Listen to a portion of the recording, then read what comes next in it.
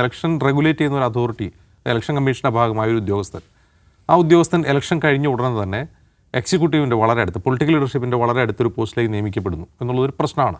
ആ പ്രശ്നം വേണമെങ്കിൽ ഉന്നയിക്കാം. അദ്ദേഹത്തെ വേണമെങ്കിൽ ഏതെങ്കിലും കയർ വികസന കോർപ്പറേഷനിലോ അല്ലെങ്കിൽ മറ്റേ ജേക്കബ് തോമസിനെ നിയമിച്ചതുപോലെ തൂമ്പ ഉണ്ടാക്കാനൊക്കെ നിയമിക്കാം. ഏത് പോസ്റ്റുകളിലും നിയമിക്കാം സർക്കാരിന്. പക്ഷേ തെരഞ്ഞെടുപ്പ് നിയന്ത്രിച്ച ഒരു ഉദ്യോഗസ്ഥനെ പുതുതായി ചുമതലയേൽക്കുന്ന മുഖ്യമന്ത്രി തൻ്റെ ഓഫീസിൽ നിയമിക്കുന്നു. അതിലൊരു ശരികേടില്ലേ എന്ന് രാഷ്ട്രീയമായി ചിന്തിക്കാം, രാഷ്ട്രീയമായി വിമർശിക്കാം. ആ വിമർശനം സാധുതയുള്ളതാണ്. ഇന്ന് മുൻ നിയമമന്ത്രി പി രാജീവ് പറഞ്ഞത് അതാണ്, ഒരു കൂളിംഗ് ഓഫ് പീരീഡ് കൊടുക്കാമായിരുന്നു. അതൊരു ചോദ്യമാണ്. പക്ഷേ ഈ കൂളിംഗ് ഓഫ് പീരീഡ് ഇന്ത്യയിലെ പല അപ്പോയിൻമെൻറ്റ്സിനും ഇല്ല. ഇന്ത്യയിൽ കൂളിംഗ് ഓഫ് പീരീഡ് ഉള്ളത് ഇപ്പോൾ ഉദാഹരണത്തിന് CAG, controller and auditor general വിരമിച്ചു കഴിഞ്ഞാൽ അദ്ദേഹത്തെ പിന്നെ ഒരിക്കലും ഒരു ഗവൺമെൻറ് റോളിലും നിയമിക്കാൻ പാടില്ല എന്നുള്ളത് നിയമമാണ്. അത് ഈ CAG എന്ന് പറയുന്ന ഭരണഘടനാ സ്ഥാപനത്തിൻ്റെ ഒരു പരിശുദ്ധി കാത്തു സൂക്ഷിക്കാനാണ്. പക്ഷേ അതേസമയം നമ്മൾ ചീഫ് ജസ്റ്റിസുമാർ, സുപ്രീം കോടതി ജഡ്ജിമാരൊക്കെ വിരമിച്ചതിന് ശേഷം രാജ്യസഭയിലേക്ക് നോമിനേറ്റ് ചെയ്യപ്പെടുന്നത് കാണുന്നുണ്ട്. ഒരു കൂളിംഗ് ഓഫ് പീരീഡും ഇല്ല.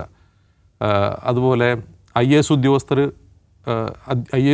ഒരു പദവിയിൽ നിന്ന് കഴിഞ്ഞ് ഉടനെ തന്നെ തെരഞ്ഞെടുപ്പ് കമ്മീഷനിലേക്ക് നോമിനേറ്റ് ചെയ്യുന്നു. അത് നമ്മൾ കണ്ടതാണ്, ഒരു കൂളിംഗ് ഓഫ് പീരീഡും ഇല്ലാതെ.